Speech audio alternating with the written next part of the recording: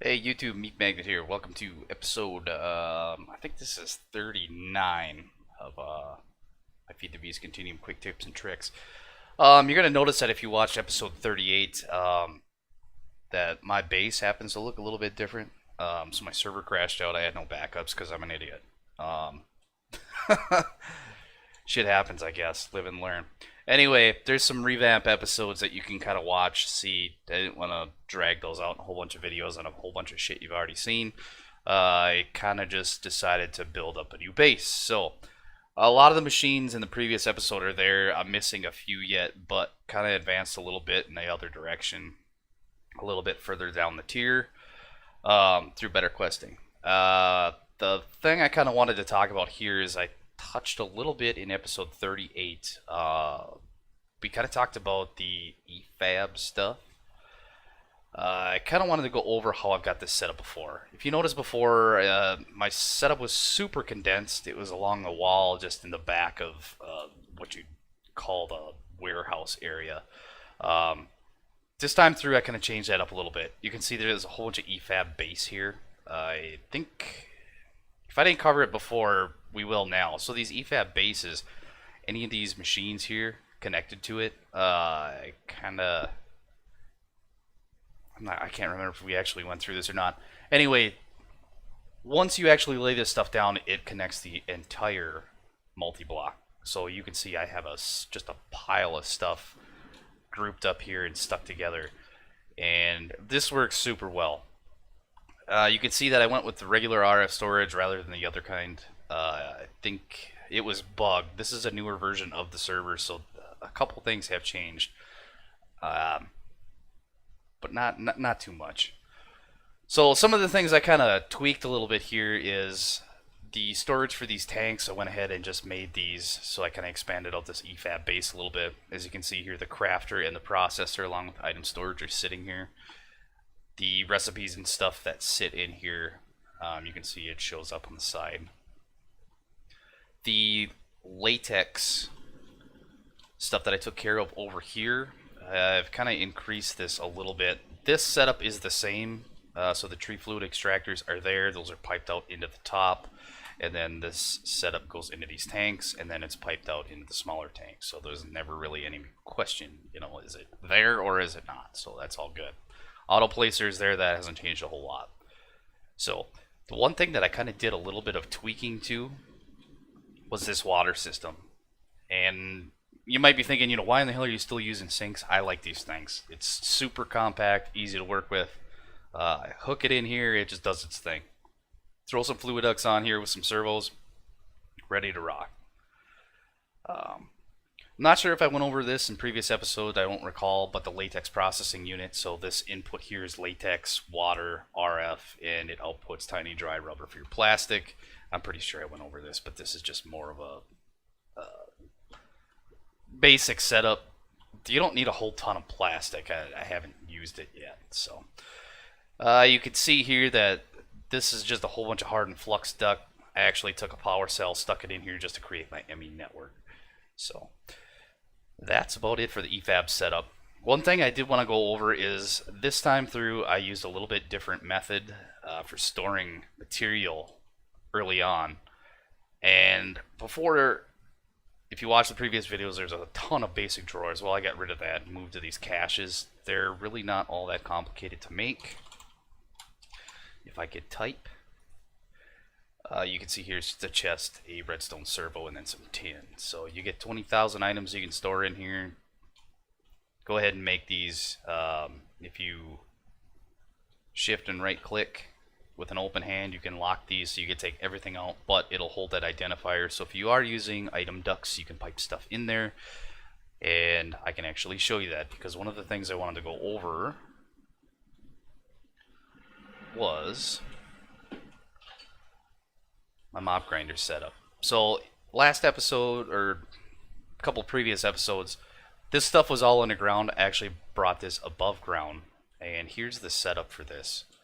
So Mob Crusher is actually doing its business, dumping into the diamond chest, and the sort here is pushing out most of the essentials. There's a whole bunch of stuff that's just going into the trash can. I should be recycling this shit, but I don't have the rest of the AE2 network set up to do it yet. Um, the one thing I have been kind of collecting here is these Infinity Booster cards. Enderbin dropped those a lot. It's super helpful for this wireless crafting terminal. Now, this is one tier below what Better Questing has in here.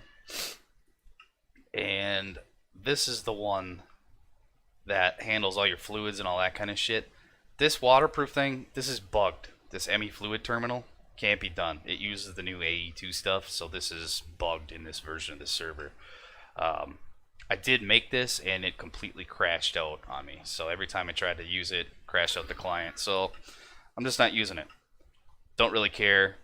It's not a huge deal. So, but anyway, that's kind of the setup. Same thing, Cursed Earth in here. I haven't really done anything with the other types of spawners. I just haven't used it. So, but that's it for that. Diesel generator setup is about the same. The only thing I wanted to show you was actually downstairs. It's directly beneath this room, but we're gonna go over here quick just to show it. We'll kind of go over some of this other stuff here in a little bit. Let's go down here.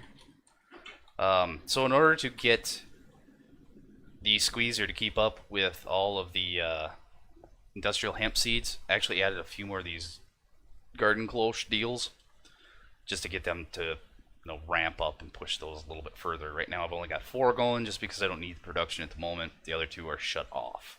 So this setup's not all that different. It's just pumping stuff out of these into the chest, dumping out the hemp because I don't need it, and then straight up into the squeezer. So that's kind of that. This is an unfinished portion of the base. One other thing I wanted to go over real quick, because some of the AE2 stuff I covered it. Maybe didn't cover it as well as I wanted to. You can see this area here is dedicated strictly for crafting. This might have been overkill. I don't know yet. I know I have a few of these filled up, but you can see here's the 4K crafting storage, 1K coprocessor, but this is all hooked into that single ME controller. Did that with dense smart cables. And then there's a bunch of ME interfaces with a whole bunch of molecular assemblers. So this setup works relatively well. I'd like to increase it some. I'm tired of crafting stuff because, like I said, I'm lazy as hell. I think I kind of advanced this a little bit. I got a couple 16K ME storage cells sitting here, and then just one fluid storage cell just for random stuff. So right now this actually works relatively well. I'm kind of happy with the way that turned out, even though it's not a whole lot, so it was pretty efficient. The one thing I did want to cover in this episode that was really important to me was the fact that I haven't been making advanced circuits. So that's going to be these guys, electronic circuit and advanced electronic circuits. I've been making these in the EFAB, and it is been doing these on the Empower rather than the EFAB. I don't have to worry about putting all this shit in there. Don't have to worry about this requirement. This has just been easy. I'll set up a whole bunch of these, get them ready to rock, punch them through here. The setup is simple. It's built into the floor. What you can see here is that it's just an oak chest, and this is pretty much just pumping whatever's in here onto these pedestals, display stands, whatever. The Empower sits in the middle. The last set goes in here, up, out, and then the finished product goes down. The great part about this is that I've attached it to the ME network, so I don't actually have to do anything with it. I told the ME network that, okay, here's what I want, here's where you put it, and it just handles the rest. Now the way this is set up, it uses a couple encoded patterns. We'll take a look at that in a second here. But what this does is it shows up as an ME interface, and it's attached to an oak chest, so that's the way it actually shows up. And what we can do is we can encode these so that it pumps out one reinforced metal, electronic circuit, glowstone dust, redstone, and lapis. It all goes into the chest. Now I've got this set up so that each side of this will pump out something different. So the reinforced metal is going up to the top. This goes into the actual Empower itself, and then all the other sides get the rest of these materials. So it's one for each side. This just works pretty damn well. It's fast, it's quick, it does a good job. And I don't have to sit there and worry about making cables or using latex or any of that other shit, because this just works. Now, how did I do it? So, once you're in a ME pattern terminal, if you go in here, I don't have any blank patterns in here, but you'll notice, let's say there is a pattern here. Let's get rid of this stuff. And let's switch it over. There's another mode here for crafting patterns, so let's switch that. And you notice this part of the GUI changes. Now, if we wanted to go through and say that, okay, we're making, say, let's just go with like an electronic circuit. We know that we need copper, so we'd put copper in here. And you're going to notice that this is different, so you can put 64 in there. That's not what you want. Get that stuff out of there. You know it only needs one, so we put one in there. And then we need some gold, so we put a gold in there. And then redstone. This gets a little monotonous, but once it's all done, it's super easy. And then a reinforced. Oops. We're going to go with one of these guys. And let's check, because I know there's one more piece here. Silicone. And one of those. So that's it. So we've got all our ingredients here. One of each, all set up. So this part is what we're going to create.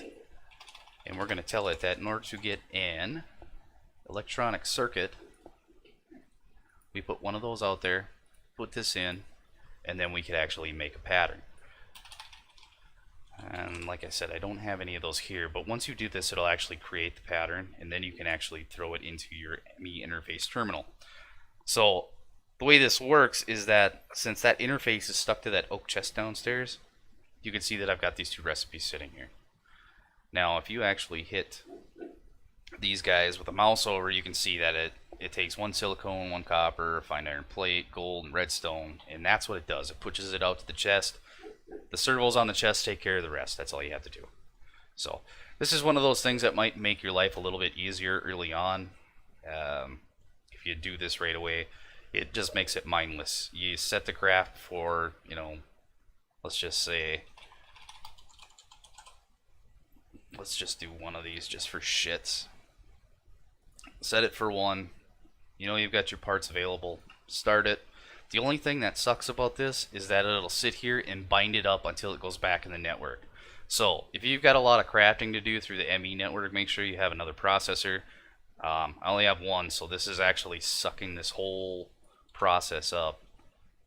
You can see it showed up. All the materials here. It's doing its business. Should have sucked it back down. Should be going back into the network. Now you can see this is freed up again. So if you're doing a stack, it's going to take a while to do this.